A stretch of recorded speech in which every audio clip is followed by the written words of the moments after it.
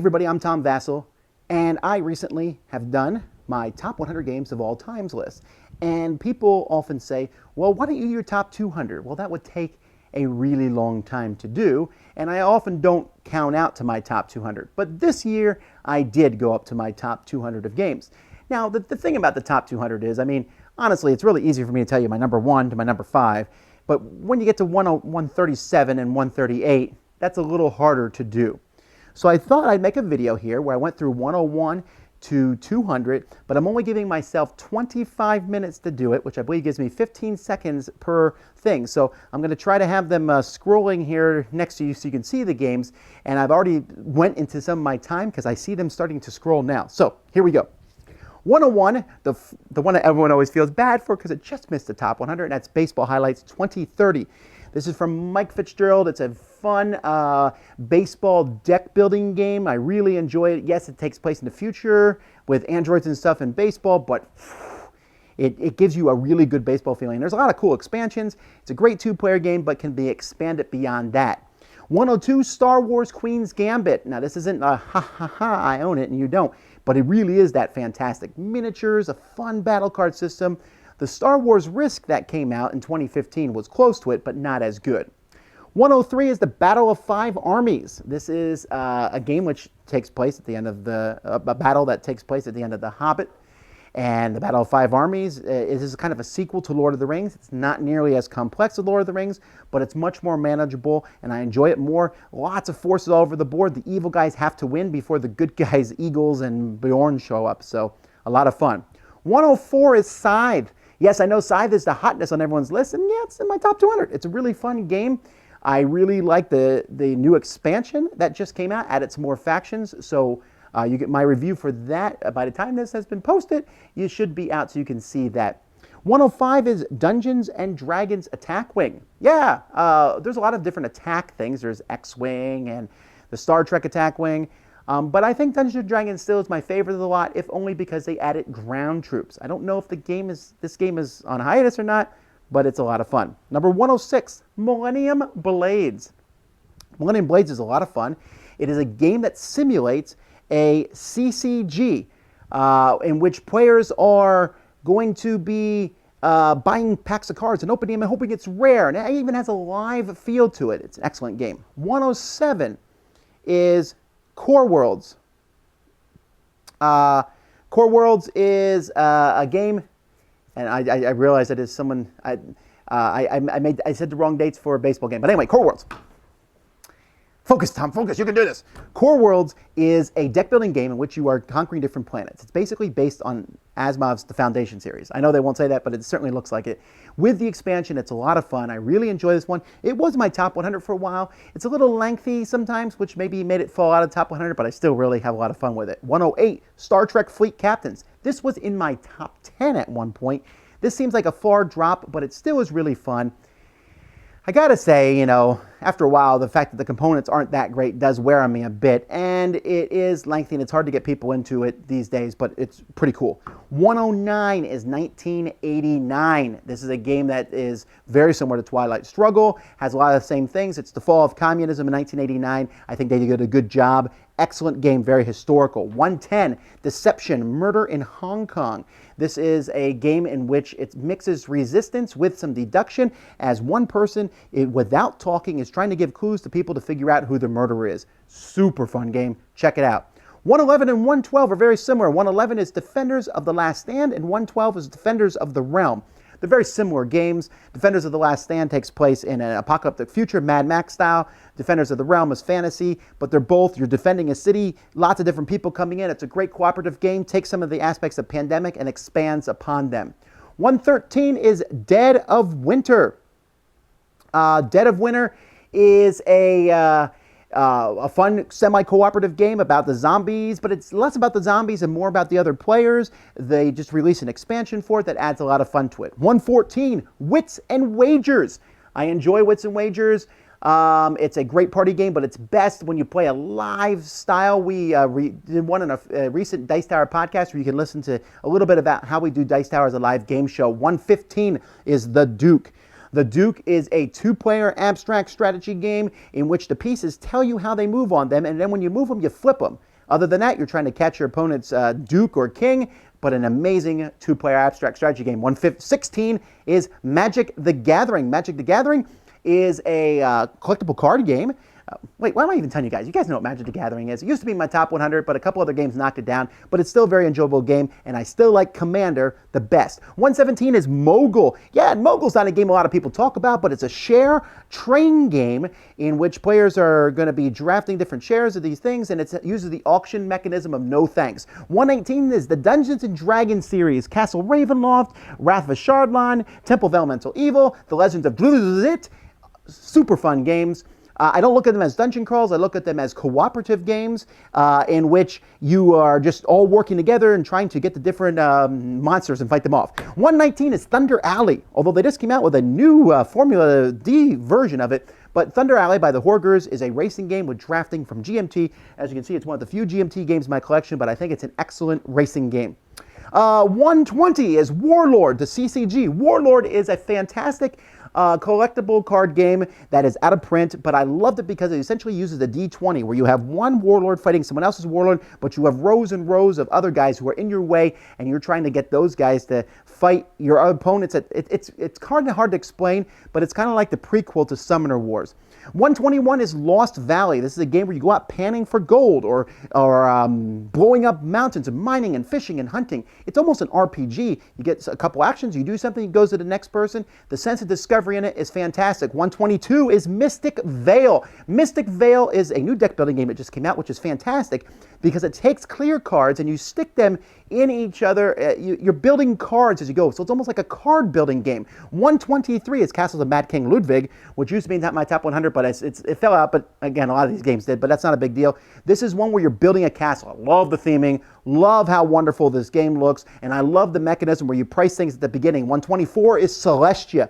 Celestia is a push-your-luck style game, just came out of Essen last year, and you are seeing how far up you can go in a hot air balloon. Oh, everyone should own Celestia. 125 is World of Yoho. This is an this is a game where your phone becomes the app and your ship, and you're moving it around on the table, and this needs an app, but it's super fun. 126 is Dice Town. Dice Town, you have a bunch of dice, and you're rolling them in a cup, and you're trying to get different poker combinations and get better poker combinations than other people to win. I think you should get the expansion. 127 is Escape. This is a real-time game in which you are trying to escape out of a dungeon. There's a lot of great expansions for this, but I love the fact that it's a 10-minute game. You could have played it twice in the time I'm talking about all these games. It's very tense, but very fun. 126 is Mission Red Planet. I have it on my shelf over here. This is a game about colonizing Mars. It has basically a area control game where you're going out and trying to control parts of Mars, but you're using card play to put them on spaceships and send them there. 127 is Royals. This is in the Dice Tower Essential line, so of course it's going to be a game I think is great. This is a basically area control, but I like it, and it plays really well with 3 to 5 players.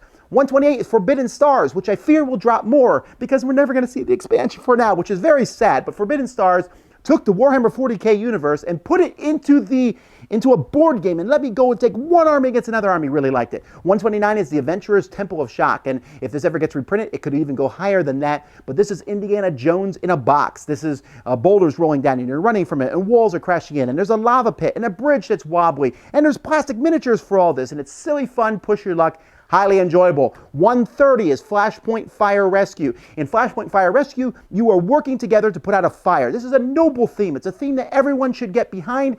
It's fun to put out fires together, and I also think it can be very hard, but it's easy for people to get into. All right, 131 is First and Goal. Football game. I'm not a huge fan of football. It's okay. But in football, in First and Goal, you are rolling dice, and it's really made up by when you take different teams against each other. And there's a lot of expansion teams, and they have different dice. And then you both play a card, reveal the cards, and then roll the dice. 132 is Zendo, which I believe is coming out next year from Looney Labs again. And this is a game in which you are trying to find a hidden roll using the beautiful Ice House Pyramids. Look for my review of the new Ice House Pyramid set coming in a week. Vegas Showdown is 133. This is a game about building a casino, and you are doing so by getting tiles, and it has a really cool auction system, and I wish it had better components. It would probably be higher on my list if it did. 134 is Captain Sonar. This is a two-team, 4 players against 4 players. Think of Battleship in real time. Each person has a submarine trying to figure out where the other one is. Super great game. Just wish it didn't need 8 players. 135, just a smidge below that, is Space Cadets Dice Duels, which is also the same thing, team versus team, and you're rolling dice as fast as you can, trying to find the other person's ship in real time. Oh, it's crazy chaotic fun. 136 is Seven Wonders. Now, you'll notice I had Seven Wonders Duel in my top 100, but Seven Wonders itself, the drafting game, is really fantastic, and each expansion makes it better. 137 is Galaxy Trucker. Galaxy Trucker is a game in which you are simultaneously trying to build spaceships, and you're doing so by building tiles and putting them in a spaceship, and then you fly the spaceship and see what happens. It's really fun. 138 is Reifenbreit, which is a bicycle racing game. I actually think I like Thunder Alley better. I do like Thunder Alley better because it's higher, but Reifenbreit is some similar concepts where you're drafting the other bicycle racers, and you have 4 bikers, so if one of them's not doing so well, hopefully the other 3 are, but lots of fun with Mad Magazine style artwork. Number 139 is Risk Legacy. Not a big fan of Risk. You won't see Risk on my top 200, but Risk Legacy, where the box changed, blew my mind. Still think it's fantastic. 140 Ink and Gold. This is a game that's simply, will you go farther into the cave, or are you going to run out with the treasure and trying to outthink everybody else? It can take a lot of players, a lot of fun. 141 is Bloodborne, the card game. I don't care about the computer game at all, but I was really impressed with this game that took Cutthroat Caverns, which was a game I liked a lot, and condensed it into 30 minutes. 142 is Dominaire. Dominaire is a really fascinating game in which you are playing cards in front of you, and each card that you play gets more powerful depending on the turn that you wait to play on it. But if you play them earlier, you can use them more often. With area control, very in-depth game. 143, Champions of Midgard. I love games, and this one has it's a worker placement game, but also has dice where you can attack monsters. How can you go wrong? 144 is Cutthroat Caverns. Yes, 141 is Bloodborne, and it's better than Cutthroat Caverns, but Cutthroat Caverns does provide a really good experience. This is where you're all going into a dungeon and you're fighting monsters, but only one person's going to win, and if I trip you on the way, that's your fault, not mine. 145 is Paperback. Paperback is a deck building game mixed with a word game, and you would think that would be a horrible combination, but it is an excellent one. It is a fun game I can play with my wife, where I'm working on the deck building part and she's working on making cool words, and we both have a lot of fun. 146 is Sentinels of the Multiverse. Do you want comic books in a box? Then this is definitely what you're going to get, and it's a cooperative game, so lots of fun. 147, Quarriors. Quarriors is a dice building game, and it's the one that Dice Masters is so much better, but Quarriors was still very neat, even if they had to add QU to everything. 148 is On the Underground. This is where you are building different subways in London and trying to get this one passenger who's traveling all over the city in the most lazy way possible to use your lines. Really good, play with 3 or less. 149 is Tales of Arabian Nights. This is a storytelling game where it's like choose your own adventure, except you have 10 different options and all kinds of crazy things can happen, and every time we play it, we have a lot of fun. 150 is Spectre Ops. This is like Scotland Yard, where a bunch of people are chasing down one person, but it's kind of like Snake is hiding there and trying to blow up the mission, and it's like in the future. It's really, really cool. All right, halfway. Hang on. All right, 151. Pixel Tactics. Pixel Tactics is a 2-player game in which each card does a different thing depending on where you put it. And you're going to put them out in this grid and have front line, middle line, and a vanguard, or you can play it as a special card. Really neat. The whole goal is to destroy the person in the middle on your opponent. 152, Conquest of the Planet Earth. This is a cooperative game in which players are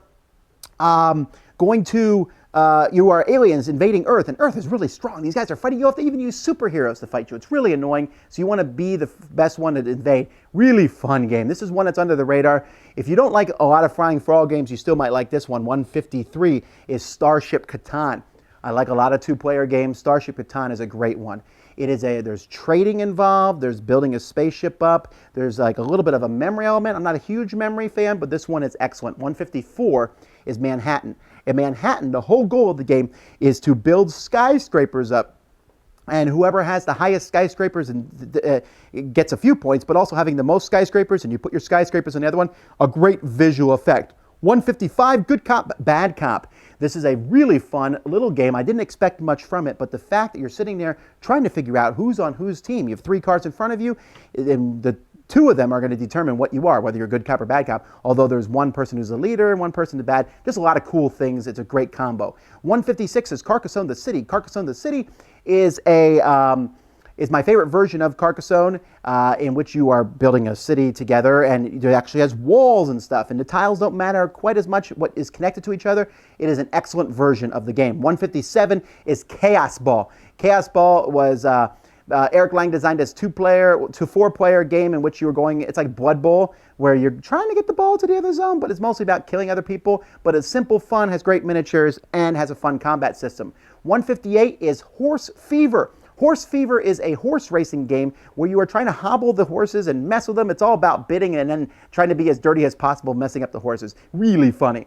159 is Vast. Vast is an amazingly cool game where it's very different for each player. One person is a knight, other person's goblins, one person's the cave, and they all have different asymmetrical conditions. It's hard to explain. Watch my review. 160 is Rolling Freight. This is a train game in which you use dice. You roll dice that tell you what actions you have, which sounds random, but it's really not, because you're going to use the dice in different ways, and there's so many ways to use them. It's actually a pretty heavy game. It actually replaced Age of Steam for me. 161, which is 160 spots below Z, is Pandemic. But that doesn't mean I don't like the game. I really do like Pandemic. It's fantastic and amazing. It's one of the best gateway cooperative games that exists. 162 is Mage Wars Arena. And you're like, what, Tom? I thought you loved that game. Well, I do love the game. It's still my top 200. Every game in my top 200 I love. However, Mage Wars Academy, I find, has really replaced it to some degree, which is why it dropped down here. 163 is Yomi. Same thing happened to Yomi. Got beat out by BattleCon. But Yomi is a great fighting Street Fighter game where you're both playing cards from a deck, and you reveal them. It's almost rock, paper, scissors, squared type thing. 164, Among the Stars. This is a drafting game that is actually coming out at Essen this year, Fields of Green or something like that, where it's going to be pastures and things. But building a space station, which was really fun. 165 is Police Precinct. This is another cooperative game in which players are all police officers trying to solve a crime. I think I like it best when you play with the traitor mechanism, but it's a great game. 166 is Tribune. This is a worker placement game in Roman times where you are trying to control different groups of Romans, whether the plebeians or the patricians or whatever the different groups are called, and you're trying to control them, and each one that you control gives you special abilities, and you're trying to collect different things and get points.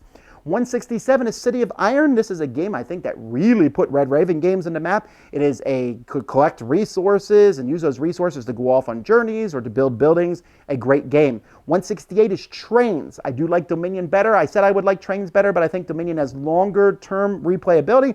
But Trains is still a great deck building game with a board. 169 is Witness. Witness is a very unique, interesting game in which you are whispering in someone else's ear, and then you're all whispering together and cooperatively trying to solve a criminal case where each person knows some of the facts. Very fun. 170 is Thebes. Thebes is a game in which you are going on archaeological hunts and digging into bags and pulling out tiles and hoping that they are good things. Sometimes they are good, and sometimes they are not quite as good, but it is a lot of fun. 171 is Telestrations. This is another game that came from Whisper Down the Alley, but said you write something, the next person draws a picture of what you wrote, the next person guesses from the picture, and he goes down the line. Not really a game, more of an activity, but a lot of fun. 172 is Dragon's Gold. This is a negotiation game where you kill a bunch of dragons in this game. You then look at their gold and you're going to divvy it among the players. But you have to decide in 1 minute how you're going to do so, and if you can't, no one gets anything. 173 is Lords of Vegas. Lords of Vegas is another game about building casinos. And this one, though, is a little bit more involved, I think, as you use money and you are trying to roll dice, and kind of, it's very interactive, this one, where you are building casinos and then trying to take over other people's casinos. Great game. 174 is Manila. This is kind of another Vegas-style game, and it's not really, you're taking boats down a river in the Philippines, but you are betting on whether the boats are going to make it or whether they're going to fail, or which boat's going to get down there first. Really fun game, Manila. 175 is Carcassonne. Yes, Carcassonne, the city was higher, but I can't argue with Carcassonne, and I love it, and I'll play with all the expansions. I don't care. You bring the catapult, I'll try it out. 176 is Fortress America. I'd rather be dead than red, or something like that. Either way, Wolverines, this was a great game from my childhood that I still enjoy today. Fantasy Flight made a wonderful version of it as America defends against all the invaders. 177 is Warhammer Quest, the card game. This game, I'm really sad about this one because I don't think we're going to see expansions for it now that GW and Fantasy Flight have split, but it was a really cool cooperative game that felt different and unique. 178 is Agricola. What? You say Agricola's so low? I thought you loved it. I do, but come on, Caverna just beat Agricola all over the place. But Agricola still is a fine game, and sometimes I still do want to play with the cards and occupations. 179 is Say Anything, which took apples to apples and then allowed you to write anything you want, and then bid on which answer you think the person's going to pick. 180 is no thanks. Now, no thanks, even I think no thanks is pretty much an essential game. And I like it. Maybe it's lower on my list because I play it so very much, but I do think it's fantastic. Do you want the card, or are you going to throw a chip on it and not keep the card? 181, which I think is number 1 on Jamie Kagey's list, and that's Glory to Rome. Glory to Rome is a great game, though. Glory to Rome is a game where you're playing a card, and it can be used for multiple things. And Carl Chudik has made many games in this category, but Glory to Rome is still probably the best. 182 is 1960. This was the sequel and follow-up to Twilight Struggle, and in this game, took place over the election of 1960, Kennedy versus Nixon, and you are going back and forth trying to win votes over different states. You can play it today and imagine a time when, Anyway, number 183 is Viceroy. Viceroy is a great game. I tried to get it for Dice Tower Essentials, but I missed it. But it's a great game where you put down cards, and the way you put down cards, and you're going to stack them on top of each other and get down different abilities. It's hard to explain. Watch the review. 184 is Quadropolis. Quadropolis is a game that came out from Days of Wonder last year, and in it, players are taking tiles and putting them in a city, and it's really cool. There's this like grid style thing as you get the tiles, and then where you put the tiles, and each tile gives you a thing. It comes with an advanced and basic game. Both of them are good. 185 is For Sale. This is a game I think everybody should have because you have 6 players, For Sale works. You have 3 players, For Sale works. Has 2 halves. First half, you're bidding on the different properties. Second half, you're selling them. A lot of fun. 186 is Die Macher. This is a game about the German election. What? They made a game about that? That's crazy. But you know what? It works really well. It is an excellent game. I learned more about German politics from that game than anything I've ever read on the internet. Maybe that's not a good thing. I don't know. But it is a very deep, good game. 187 is Codenames. Yes, I know. Codenames. What? It's not higher on your list. I do love it. Again, everything in the top 200. But anyway.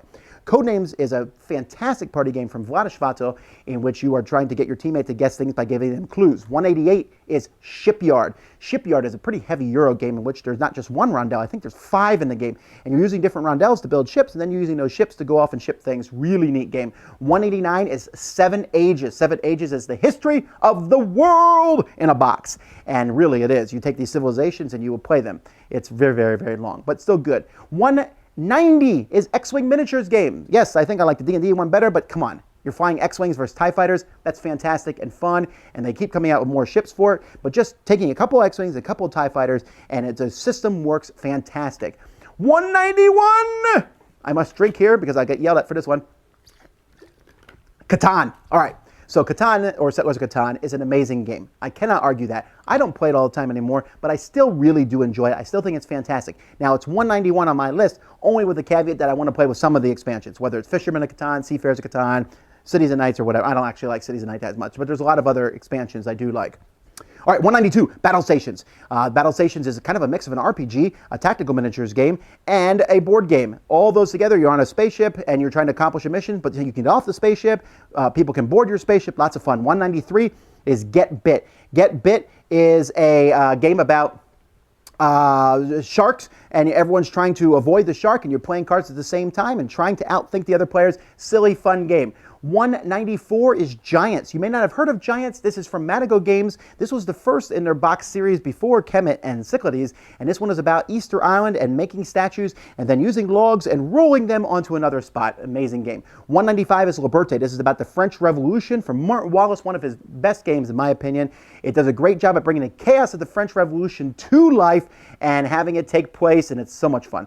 196 is Reef Encounter from Richard Breese. Not only is this game beautiful, but it's a good game that takes place, it actually beats out Tigris and Euphrates for me as you build these reefs and build them into each other and then use fish and stuff. Okay, 197 is Nexus Ops. Yes, it's a silly light war game, but it's a silly fun war game and it's really well done. And I wished more games would look at Nexus Ops and try to be like them. 198 is Shadowhunters. This is a game that actually beats Bang Out for me. In Shadowhunters, some of the players are playing as wolves and vampires, and other players are playing as hunters, hunting these people down, and some people are neutral. One guy's just trying to die, and you're doing different things, trying to figure out who each other are and shoot them. 199 is Hamburgum, which is a great rondel game in which you are trying to build churches. I love the idea of using churches, building churches. Of course, you're using and selling beer to do so. Lots of fun. Great game. Comes with a little bell. And number 200 is Amun Re. This is from Reiner Knizia. This is about building pyramids, and what I love about this game is it has 2 distinct halves to it, and in the first half everything's wiped out, and in the second half, but all the pyramids stay there and you try to get them again. So that's my 100 to 200 games. Yes. So anyway, thanks so much for watching. I hope that you enjoy them. This is, if you say, well, why aren't these games in the top 100? Well, because there's so many wonderful games. And you say, there's some wonderful games that even make your top 200. You're right. I could probably go from 201 to 300, but I shall not. Anyway, folks, thanks for watching. Until next time, I'm Tom Vasel, and this has been The Dice Tower.